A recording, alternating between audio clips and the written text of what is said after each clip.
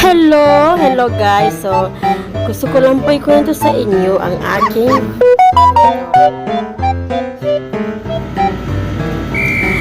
Ako po si Lady Gaga.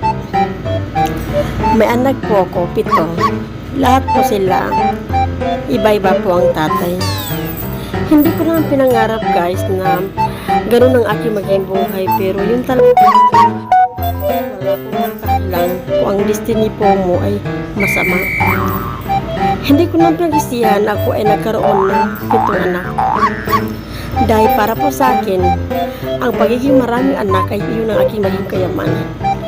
Guys, huwag po tayo matakot na marami po tayo maging anak kasi po, pagdating po ng panahon, yung mga anak po natin ay mag-alaga po sila sa atin.